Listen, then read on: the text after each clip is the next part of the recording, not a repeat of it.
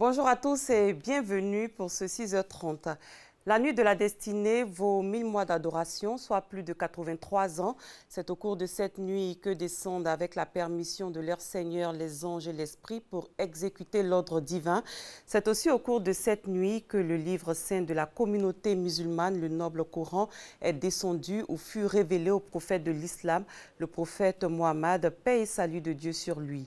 Thème retenu cette année, le Ramadan, mois béni de repentance, de pardon et de crainte d'Allah, entendez Dieu.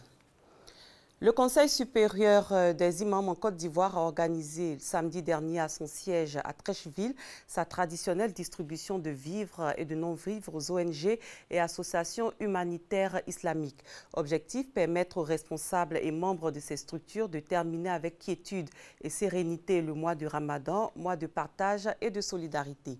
Pargasso Rokoni. Treichville, avenue 7, rue 16 Barré. Ces responsables d'associations humanitaires et de la société civile représentant les populations vulnérables reçoivent des mains du chef du département social du COSIM, Conseil supérieur des imams en Côte d'Ivoire, des vivres et non-vivres. Il s'agit pour le COSIM de soutenir et d'aider présidents et membres de ces ONG et associations humanitaires à terminer le mois de Ramadan avec quiétude et sérénité. Et le choix de la dernière décade n'est pas fortuit. Au début du mois de Ramadan, les gens ont eu de quoi à manger, mais à la fin, devient encore un peu difficile. C'est pourquoi le COSIM choisit toujours ce moment-là pour pouvoir faire cette distribution-là, pour aider les gens à pouvoir terminer en beauté vraiment le mois de Ramadan. Le don du COSIM, bien accueilli par les bénéficiaires qui ont tenu à témoigner leur reconnaissance aux donateurs. Je suis une veuve et mon ONG c'est pour donner aux veuves parce que c'est une ONG de veuves et des orphelins. Donc quand je reçois, je partage ça aux veuves pour qu'elles puissent avoir quelque chose pour rompre leur jeûne. Penser à nous en ce temps de partage, vraiment ça nous va droit au cœur. Moi ça me fait du plaisir et ça m'encourage aussi à donner comme le COSIM. Puisque le COSIM a la plus grande responsabilité de la communauté musulmane de Côte d'Ivoire, qui pense aussi aux petites associations qui sont à côté de lui. Ça fait que tout le monde va aimer le partage et à partager comme le COSIM. Les responsables du département social du COSIM invitent les associations bénéficiaires à une distribution équitable pour le bonheur des populations vulnérables. Parlons à présent éducation, précisément du comportement de nos enfants. Certains se comportent bien et d'autres sont incontrôlables ou encore insoumis aux décisions de leurs parents. Concernant les petits garçons, il existe une structure spécialisée baptisée Centre éducatif de la zone 4C qui existe depuis 1967 sur l'ancien site de l'école de formation sociale actuelle INFS. Elle est chargée de recadrer les enfants en difficulté d'adaptation sociale, présentant un trouble de comportement et accusant un retard scolaire. Elle a pour mission principale de faciliter l'insertion socio-professionnelle de ses pensionnaires. On en sait plus avec Sephora Zegui et Franck Adiou. Difficiles, désobéissants, ces enfants ont aussi des problèmes à l'école et même des troubles de caractère. Je ne restais pas tranquille parce que je sortais beaucoup à la maison. Je ne respecte pas mes parents. Et puis quand je sors à matin, je viens jusqu'à 18 à la maison. Des enfants peu enclins à se soumettre aux décisions parentales. Un centre spécialisé existe pour leur prise en charge depuis 1967. Il reçoit des enfants de sexe masculin dont l'âge varie entre 9 et 18 ans. Le centre éducatif de la zone 4C est un centre qui a été créé pour les enfants caractériels. Les enfants qui ont des difficultés scolaires, des difficultés comportementales, c'est-à-dire qu'ils font des fugues, ils ne respectent pas les parents, ils n'écoutent pas les consignes qu'on leur donne, ils font à leur tête. Fonctionnant en régime d'internat, l'encadrement des garçons est loin d'être facile pour les assistants sociaux. C'est pas facile déjà avec les enfants. Souvent tu peux appeler l'enfant et puis il fait comme il n'entend pas. C'est les enfants de manière générale. Des fois on dit communément il ne peut rien faire. Ça n'a pas dit, ça n'a pas écrit. L'essentiel cependant, ce sont les résultats obtenus. Des parents pessimistes au départ, bien surpris par le changement dans le comportement de leur progéniture.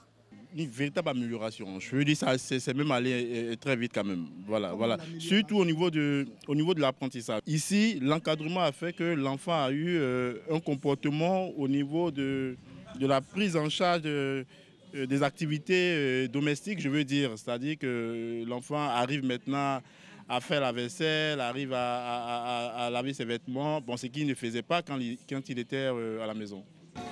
Lui, il ne savait pas lire du tout. Et puis je l'ai amené ici. Actuellement, il fait parmi les meilleurs élèves.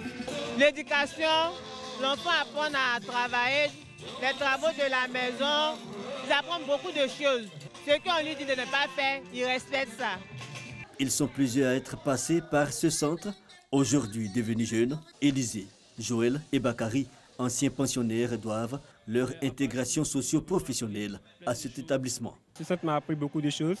Voilà. Ça nous a éduqués, ça nous a formés, ça nous a appris plein de choses sur la vie. Aujourd'hui, ça fait de moi aujourd'hui un fonctionnaire. Je suis en classe de terminale A2.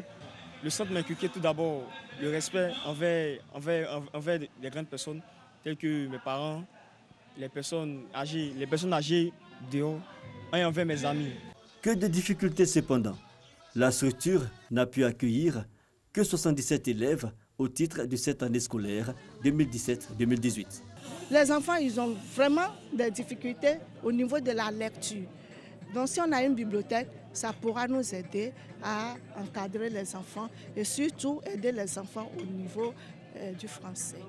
On a des bâtiments de 2 niveaux qui sont en construction. Et ces bâtiments, les travaux sont arrêtés par manque de financement. Le centre éducatif de la zone 4C. Peu d'élèves, alors que l'établissement a la possibilité d'en accueillir plus. Capacité de réception de 200 élèves au minimum.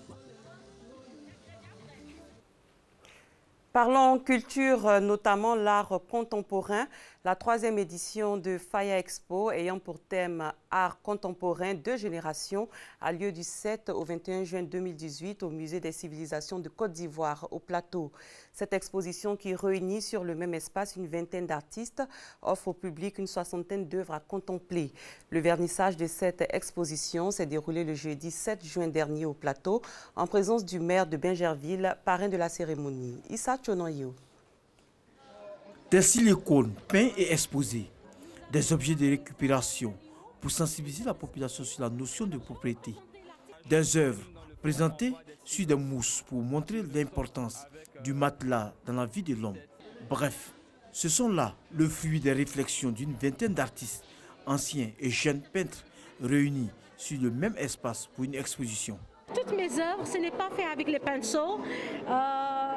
C'est simplement avec la peinture que j'ai mis ça sur les étoiles ou sur l'objet et je laisse maintenant que les couleurs, ça se mélange toutes seules.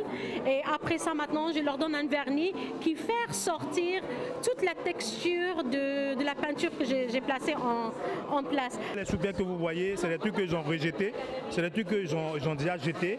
Et puis dans les dépotoirs, dans les quartiers, alors moi quand je marche dans les quartiers, j'ai un sac que je ramasse les ordures qui traînent en ville. Quand je vois des trucs que les gens rejettent, alors je récupère, je m'en vais dans mon atelier et puis je donne une vie encore à mes gens. Là, c'est le masque, c'est un peu d'Afrique. Là, c'est pour apaiser l'or. Avant qu'il y ait la monnaie, comment est-ce que les parents, nos grands-parents faisaient des échanges. Maintenant, ça c'est une calebasse en Afrique. C'est-à-dire qu'avant en Afrique, quand tu viens, quand vous venez de l'eau à manger, c'était dans les calebasses. Mais aujourd'hui, pourquoi elle est coupée? Parce qu'on ne tient plus à nos calebasses. On n'est plus basé sur ce qui vient de l'Europe. À travers le concept l'art contemporain 2 générations, cette 3e édition de Faya Expo a l'avantage de montrer plusieurs styles de peinture. De quoi réjouir les férus de l'art. Toutes les œuvres sont belles, mais ça fait plaisir. C'est vraiment un effet indestructible que ça fait, mais ça fait du bien surtout. Quand les gens viennent d'Europe, d'Amérique, d'Asie, ce n'est pas pour regarder la cité administrative, ce n'est pas pour regarder les immeubles. Ils ont besoin de savoir ce que nous avons comme culture, comme tradition. Et c'est de grands moments, ce genre d'exposition, ces galeries qui révèlent des talents réels au sein de la jeunesse. Au total, une 60aine d'œuvres sont exposées au Musée des civilisations de Côte d'Ivoire. L'exposition, qui a ouvert ses portes ce 7 juin, la refermera le 21 juin prochain. À l'étranger, ils sont tous deux arrivés hier à Singapour. Les dirigeants américains et nord-coréens vont tenter de trouver un accord pour parvenir à la dénucléarisation de la péninsule nord-coréenne. Le sommet officiel est prévu demain. Un procès historique s'ouvre pour les Libériens ce lundi 11 juin 2018 à Philadelphie aux États-Unis. L'ancien ministre de la Défense de Charles Taylor, Jukonti Thomas Wowiyu, est poursuivi pour avoir menti aux autorités américaines sur son passé. Mais en toile de fond, il sera question de crimes de guerre commis par le NPFL, National Patriotic Front of Liberia, auquel il appartenait. C'est la fin de ce 6h30. Merci de l'avoir suivi. Très bon début de journée à tous et à toutes.